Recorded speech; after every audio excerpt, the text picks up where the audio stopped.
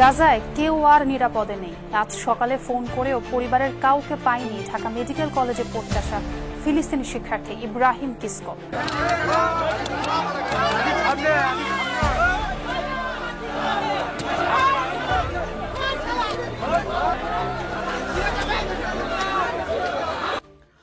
আসসালামু আলাইকুম ভিউয়ার্স, দেশ ও দেশের বাহির থেকে যারা আমার ভিডিওটি প্লে করেছেন জানাচ্ছি আন্তরিক শুভেচ্ছা ও অভিনন্দন। আশা করি সবাই ভালো আছেন, সুস্থ আছেন, আলহামদুলিল্লাহ। তো ভিউয়ার্স, আর মুসলমানদেরকে শুনতে হবে না গাজাবাসীর সেই ছোট্ট শিশুদের কান্নার আওয়াজ, আর শুনতে হবে না তাদের বাঁচার আকুতি। কেউ আপনাদের কাছে এসে বলবে না, কারণ গত রাতে ইসরায়েলের ঘন ঘন বোমা হামলার কারণে, বোমা বিষক্রিয়ায় গাজার আকাশে বাতাসে পর্যন্ত এখন বিষক্রিয়ার পশু পাখি পর্যন্ত জায়গায় মারা যাচ্ছে। এদিকে গাজা থেকে অটোমেটিক্যালি মানুষ সবাই নিঃশব্দে শেষ হয়ে যাচ্ছে। মসজিদের আজান চলমান অবস্থায় মুয়াজ্জিন সেখানেই ক্ষান্ত করে ইন্নালিল্লাহ পড়ে কালেমা পড়ে দুনিয়া ছেড়ে চলে যাচ্ছে। রাফায় রচনা হচ্ছে সর্ববৃহৎ মুসলিম ব্যর্থতার একটি বিশাল কবরস্থান। আসুন সর্বশেষ আপডেট জানবো আমরা যে গাজায় বর্তমান ইসরায়েল ভয়ঙ্কর ও ধ্বংসাত্মক বোমা হামলা চালিয়ে গাজাকে উচ্ছেদ করা পুরো মুসলিম বিশ্ব তাকিয়ে রয়েছে তাদের ওপরে।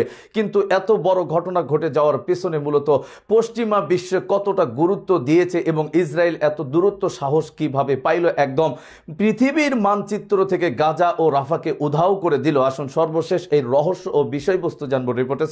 ভিডিওতে যাওয়ার আগে ছোট রিকোয়েস্ট করবো, যারা এখনো চ্যানেলটি সাবস্ক্রাইব করেননি, নিয়মিত দেশের সকল আপডেট সবার আগে জানতে অবশ্যই চ্যানেলটি সাবস্ক্রাইব করে পাশে রাখবেন। দর্শক আসুন স্ক্রিনে।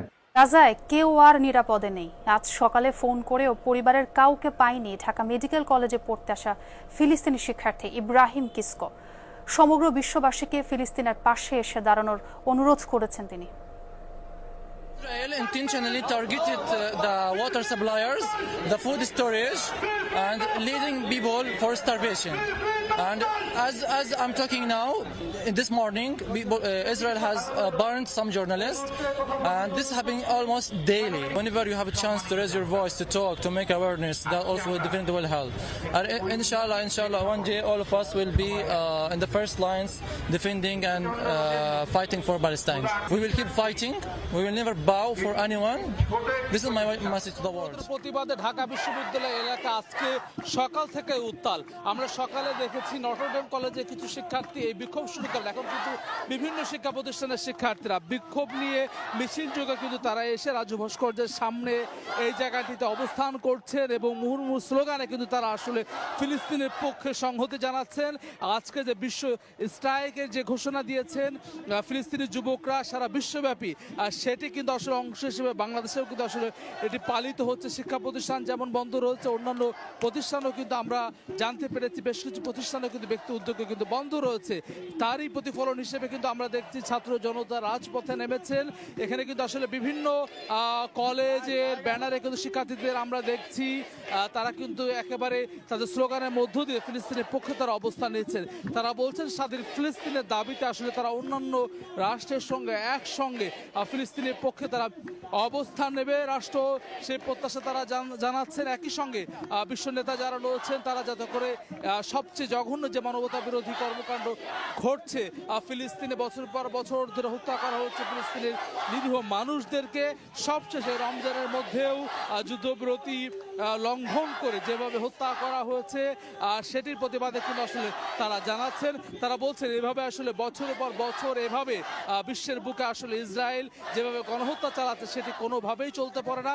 অন্যান্য রাষ্ট্র, আন্তর্জাতিক সংস্থা সবাই যাতে করে ঐক্যবদ্ধভাবে ফিলিস্তিনের পক্ষে অবস্থান নেয়, স্বাধীন ফিলিস্তিন প্রতিষ্ঠার জন্য যাতে করে তারা কাজ করেন সে দাবি কিন্তু আসলে তারা জানাচ্ছেন। আমরা দেখেছি বিভিন্ন কলেজ থেকে এই জায়গাটিতে ঢাকা বিশ্ববিদ্যালয়ের শিক্ষার্থীরা যেমন রয়েছেন, 7 কলেজের বিভিন্ন কলেজের শিক্ষার্থীরাও রয়েছেন, বিপুল সংখ্যক নারী শিক্ষার্থীদেরকেও আমরা কিন্তু দেখছি হাতে আঁকা ফিলিস্তিনের পতাকা নিয়ে কিন্তু অনেকে এসেছেন। Strike for Gaza, stop genocide সহ, ফ্রি প্যালেস্টাইন সহ বিভিন্ন স্লোগান কিন্তু সেই প্যানাগুলোতে, তাদের হাতে যে প্ল্যাকার্ডগুলো রয়েছে প্ল্যাকার্ডগুলোতে কিন্তু আসলে আমরা দেখতে পাচ্ছি।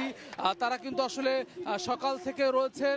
আজকে 4টায় রাজু ভাস্কর্যের এই জায়গাটিতেই আরেকটি বিক্ষোভ কর্মসূচি রয়েছে যেখানে মূলত গণহত্যাকারী যে ইসরায়েল তাদের বিরুদ্ধে অনুষ্ঠিত হবে। একই সঙ্গে আসলে এই জুলাই আগস্টে যারা বাংলাদেশে গণ অভ্যুত্থানের নেতৃত্ব নেতৃত্ব দিয়েছেন সেই শিক্ষার্থীদের পক্ষ থেকে কিন্তু আসলে বিকেলে রাজু ভাস্কর্যে আরেকটি প্রতিবাদ বিক্ষোভ মিছিলে হওয়ার কিন্তু কথা রয়েছে। সব মিলে আজকে সারাদিন সকাল থেকে শিক্ষার্থীদের বিক্ষোভ মিছিলে উত্তাল ঢাকা বিশ্ববিদ্যালয় এলাকা।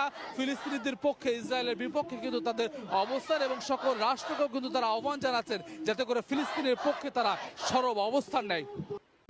দর্শক, স্ক্রিনে আমরা সে সম্পর্কে বিস্তারিত জানলাম। এই বিষয়ে আপনাদের মতামত কমেন্টে জানান, কেউ ভিডিওটি স্কিপ করবেন না। সরাসরি এখন আমরা রাফা ও গাজায় অবস্থানরত মানুষ কি তারা এখনো বেঁচে আছে কিনা এটাই জানা দুষ্কর, কেননা আকাশে বাতাসে ভারী বিষাক্ত বোমার যে বিষক্রিয়াগুলো চলছে ইসরায়েলে গত রাতের হামলার কারণে, তাতে করে মানুষ তো দূরের কথা, পশু পাখিরাই গাছের ডালে পর্যন্ত মারা যাচ্ছে। আসুন কি হচ্ছে ইসলামের ভবিষ্যৎ বিস্তারিত। এত মুসলিম শিশু হত্যা হচ্ছে, আল্লাহ সাহায্য কোথায়? প্যালেস্টাইনে এত মুসলিম শিশু মারা গেল, শুধুমাত্র গত 2 সপ্তাহে 250-র বেশি শিশুকে হত্যা করা হয়েছে, আর অনেক সাধারণ মানুষকে হত্যা করা হয়েছে। অনেকের মধ্যে সাধারণভাবে প্রশ্নটা আসে, অনেকের ক্ষেত্রে না চাইতেও আসে, যে আল্লাহ সাহায্য কোথায়, অথবা এটা কবে শেষ হবে? আল্লাহ আজ্জা ওয়া জাল যদি সত্য হয়ে থাকে, কোরআন যদি সত্য হয়ে থাকে, তাহলে তো এর মধ্যে অলরেডি সাপোর্ট আসার কথা। এই ব্যাপারে আমাদেরকে ইসলাম কি দিক নির্দেশনা দেয়, অথবা মুসলমানরা কালেকটিভলি কী করতেছে? এ ব্যাপারে একটা মুসলমানদের অনেকের মধ্যে, শিক্ষিত মুসলমানদের মধ্যে একটা মনস্তাত্ত্বিক পরাজয় খুবই লক্ষণীয়, এবং এটা দীর্ঘ সময় ধরে চলে আসতেছে। এই ব্যাপারে কোরআন খুব গভীরভাবে তাৎপর্যপূর্ণ ব্যাখ্যা আমাদেরকে দিয়ে রাখছে, যেটা আমরা মুসলমানরা অনেকেই জানি না। আজকে সেই আলোচনা করব। দেখেন, কোরআন জীবন্ত। কোরআন আমাদেরকে আমাদের বর্তমান সামাজিক, রাজনৈতিক, অর্থনৈতিক যে বিষয় যা কিছু ঘটতেছে, কাঙ্ক্ষিত অনাকাঙ্ক্ষিত, সেই বিষয়ে কোরআন আমাদেরকে বলছে, বলে গেছে, কিন্তু আমরা সেটা পড়ি না এবং সেটার সাথে আমরা মিলাই না। যখনই আমরা কোরআনের সাথে মুসলমানরা আমাদের জীবন এবং বাস্তবতা, পৃথিবীকে মিলাই না, তখনই আমরা হতাশায় আমাদের জীবন ভরে উঠবে। এটাই স্বাভাবিক, কারণ আমাদের আল্লাহর সাথে সেই সম্পর্কটা নাই, যে সম্পর্কটা আমাদেরকে সাইকোলজিক্যালি রেজিলিয়েন্ট করতো, স্ট্রং করতো। কোরআনে ফেরাউন এবং মুসা আলাইহিস সালামের যে ঘটনা, আর বর্তমান ইসরায়েল এবং নেতানিয়াহুর যে ঘটনা, সেটার মধ্যে গভীরভাবে মিল আছে, এবং সেই মিলটা থেকে আল্লাহ আজ্জা ওয়া জাল আমাদেরকে শিক্ষা দিচ্ছেন, কিন্তু সেই শিক্ষাটা আমাদেরকে বুঝতে হবে। আপনি খেয়াল করে দেখেন, মুসা আলাইহিস সালাম আজকে থেকে 3200 বা 3400 বছর আগে মারা গেছেন, কিন্তু মুসা আলাইহিস সালাম যখন জন্ম হয় তখন থেকেই কিন্তু উনি ফেরাউনের চোখে আসামি। কেন আসামি? এই ঘটনাটা যদি আমরা বুঝি, তখন আমরা দেখব যে এই যে ফেরাউনের ইতিহাসটা এত স্পষ্টভাবে কোরআনে বলা হয়েছে, এর কারণটা হচ্ছে আল্লাহ আজ্জা ওয়া জাল জানেন আমরা আমাদের জীবনে অনেক ফেরাউনকে দেখব, ফেরাউনের অনেক ভার্সনকে আমরা দেখব, ফেরাউনের ওই মতাদর্শে অনেক মানুষ চলবে যাদেরকে আমরা দেখব, কিন্তু তাদেরকে দেখলেও যেন আমরা মুসার আলাইহিস সালামের মতাদর্শ ধরে রাখি। সেই জন্যই তো এই ঘটনাটা বলা। দেখেন, মুসা আলাইহিস সালাম মাত্র ছোট্ট একটা শিশু, কিন্তু ফেরাউনের বাহিনী তাকে হত্যা করতে আসলো। কেন? কারণ ফেরাউন বনি ইসরায়েল যেই গ্রুপটাকে সে দাস হিসেবে সে সবসময় টর্চার করত, ফেরাউন একটা স্বপ্ন দেখলো, যে স্বপ্নটার ব্যাখ্যাটা হচ্ছে যে এই যে তোমার দাস, এই যে তোমার বনি ইসরায়েল যে গ্রুপটা, সেখান থেকে একটা পুরুষের জন্ম, শিশুর জন্ম হবে, যে শিশু পুরুষ বড় হয়ে তার হাতে তোমার পতন হবে। সেইখান থেকে ফেরাউনের স্পষ্ট ঘোষণা, যে কোনো ছেলে জন্ম হবে বনি ইসরায়েলে তাকে হত্যা করা হবে। কোরআনে শিশু হত্যা এমন একটা বিষয় যেটার কথা অনেকবার আসছে। সূরা বুরুজে শিশু হত্যার কথা আসছে, ফেরাউনের এই ঘটনায় শিশু হত্যার কথা আসছে। কোরআনে বলা হচ্ছে যে শিশুটাকে কোনো রকম দোষ ছাড়া তাকে হত্যা করা হয়েছে, সেই মেয়ে শিশুটা, সে মেয়ে হওয়ার কারণে তাকে যে কবর দেওয়া হয়েছে, যেটা আমরা জানি যে রাসূলুল্লাহ সাল্লাল্লাহু আলাইহি ওয়াসাল্লাম আসার আগে আরবদের মধ্যে এই রকম নীতি ছিল যে তারা অনেক ক্ষেত্রেই তাদের মেয়ে সন্তানদেরকে তারা কবর দিত। সেই শিশুটা কিয়ামতের দিন বলে উঠবে, কি দোষে আমাকে হত্যা করা হয়েছিল, অর্থাৎ তারও বিচার হবে। আল্লাহ আজ্জা ওয়া জাল তার জন্যও সুবিচার করবেন, কিয়ামতের দিনে সব কিছু সুবিচার করা হবে। যদি আমরা ফেরাউনের ঘটনায় ফেরত আসি, ফেরাউনের ঘটনাতে মুসা আলাইহিস সালামকে কেন হত্যা করতে আসা হয়েছিল যখন উনি মাত্র শিশু? কারণ সমস্ত পুরুষ শিশুকে যদি হত্যা করে ফেলতো, ফেরাউনের মাথায় চিন্তা, তাহলে তো আর কোনো ঝামেলা নাই, তাহলে তো আমার আর পতন হবে না। নেতানিয়াহু চিন্তা করে, যদি প্যালেস্টাইনের সমস্ত শিশুকে হত্যা করে ফেলা হয়, তাহলে তো আমার আর কোনো ঝামেলা নাই।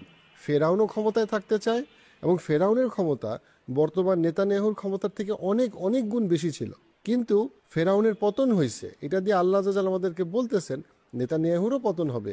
কিন্তু নেতানিয়াহুর দেখেন এই যে খুব রিসেন্ট যে অ্যাটাকটা শুরু হইল জাস্ট ঈদের আগে 2-3 দিন আগে, এই অ্যাটাকের ওই ঘটনাটা কি ছিল?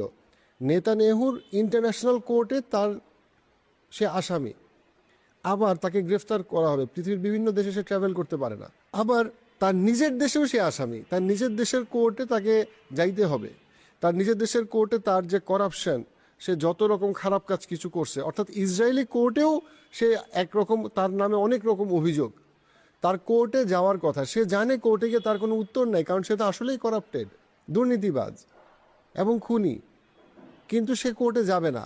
তখনই সে কি করলো, যাও তুমি অসহায় মানুষদেরকে হত্যা করা শুরু করো প্যালেস্টিনিতে। কেন? কারণ ঘটনা অন্যদিকে মন নিবে, সে যত যুদ্ধ করবে তত বেশি সে তার ক্ষমতার স্থায়িত্ব বাড়বে, যে যখনই যুদ্ধ বন্ধ করে দিবে তার বিচার কার্য শুরু হবে, সে এটা চায় না। নেতানিয়াহুর এই যে যুদ্ধ সম্প্রসারণের একটা বড় কারণ হলো, যতক্ষণ সে যুদ্ধকে সম্প্রসারিত করতে পারবে, সে মনে করে তার রাজত্ব ততদিন থাকবে, সে ততদিন ক্ষমতায় থাকতে পারবে। যখন যুদ্ধ বন্ধ হয়ে যাবে তখন তার বিচার শুরু হবে, তার বিচার শুরু হইলে তাকে জেলখানায় থাকতে হবে, অথবা তার পুরা লেগেসি নষ্ট হয়ে যাবে। ফেরাউন ক্ষমতায় থাকার জন্য শিশু হত্যা করে, আমাদের বর্তমান সময়ের যে ফেরাউন, সেও ক্ষমতায় থাকার জন্য শিশু হত্যা করে, তার ক্ষমতা অনুযায়ী নিরীহ মানুষদেরকে সে হত্যা করে। এখন নেতানিয়াহুর আলটিমেটলি শেষ হবে কোথায়? এই যে শিশু হত্যাটা শেষ হবে কোথায়?